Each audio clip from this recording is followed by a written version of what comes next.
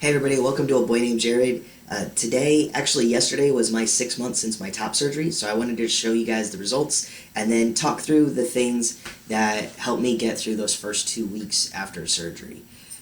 So first off, results. 6 months later, as you can see, the scars are still kind of pink, and my surgeon went ahead and tucked them up.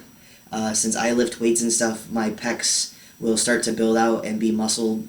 Or become more muscular, and so all of this will get hidden underneath the pec muscle. Um, as far as things that were useful for me, after top surgery, having Gatorade was easy on my stomach, and it meant that I didn't have to chug a bunch of water, like day in and day out, and that'd be the only thing I drank. Um, my partner made lemon orzo soup, which is something that I love to have when I'm sick and not feeling well, and it's really easy on my stomach. So just kind of have some of your favorite foods and things around. I took a stool softener for 2 days. That's all I needed it for. It's going to be different for everybody, but just have it on hand because you'd rather have it versus not have it. I had 4 pillows, two that I would tuck behind my back and one to put up underneath each arm when I was sleeping. I had wheat cookies, so I didn't have to take my opiates after day 2 as well. Uh, I just didn't feel comfortable being on that, and that way I was able to recycle them when I went in for my 1 week checkup. I took them back to the doctor's office and left them there so they weren't just lingering around my house. I don't have a history of drug abuse, but let's not put myself in a position where that could ever be a thing. That was my thought process. So wheat cookies were nice because it helped make me groggy and make me want to sleep and kind of just put me in a really relaxed state where I wasn't tensing up muscles that shouldn't be tensed. Another thing that really helped for me because I like to be active and I was struggling with the fact that I couldn't be very active. We've got a large dog, so we got a kickball for her that I was able to still go outside and enjoy the sunshine and be moving a little bit but not lifting my arms up above my head. The other big thing is just make sure that everything that you need is, about stomach height so it's easy to reach and to grab. You can lift 5 pounds. You're not supposed to be lifting over 10. So, if you need to grab things out of the fridge, go ahead and grab those things. Bending over and lifting up, that's using a back muscle, not necessarily a chest muscle. So if you put everything at stomach height or below, you should be good to go. You just don't want to be doing a lot of stretching and reaching. So have everything close and at hand.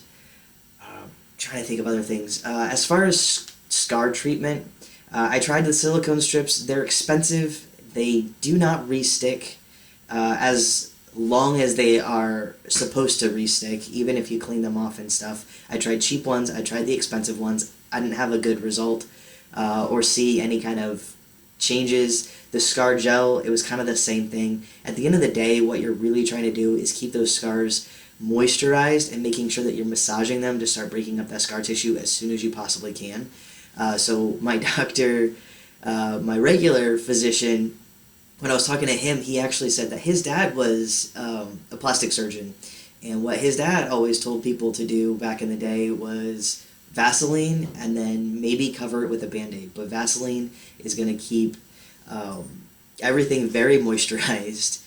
So I actually just went to the store and bought a little travel size of Vaseline. I think it cost me $4, and I've been using it for almost 2 months. I just rub it in after I take a shower, and then I will put another layer on before I go to bed at night.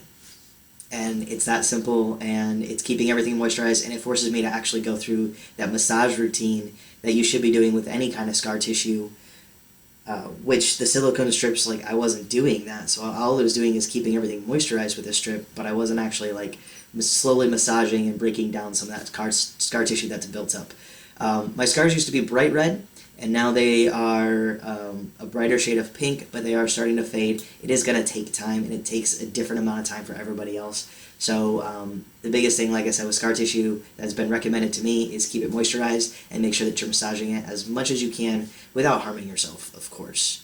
I started going back to the gym in January, and some of that was COVID related and some of that was surgery related, and so that just ended up being the time that it worked the best for us to go back to the gym. I think I probably could have gone back sooner.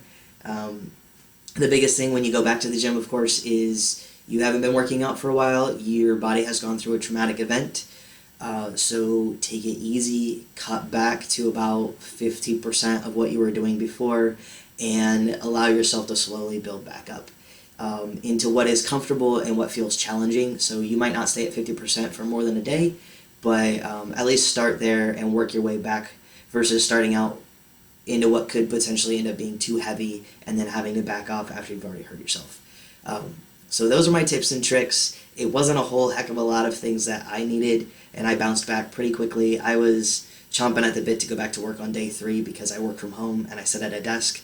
And I was probably reaching my hands up and doing a lot more stretching that a week after surgery, probably a little bit more than I should have been. I wasn't doing anything over the head, but I was definitely reaching straight out and things like that. So I recovered pretty quickly. Everybody's body is a little bit different, but if you stay healthy and you stay active, make sure that if you're sitting on the couch, you're not just eating junk food because you feel miserable. Make sure that you're still eating fruits and vegetables and drinking water, as well as whatever else you have. Decreasing nicotine and sugar intake will help the body heal a lot faster as well, because that way it's only focused on processing the good nutrients, but we all know those things already. So hopefully this video helps you guys out, gives you a couple extra tips, gives you hope for the future if you are still waiting on top surgery.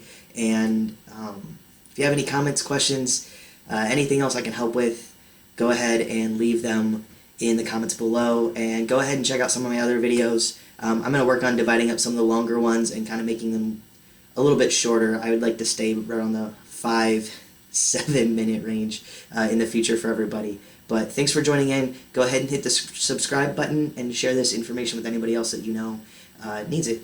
Have a great day.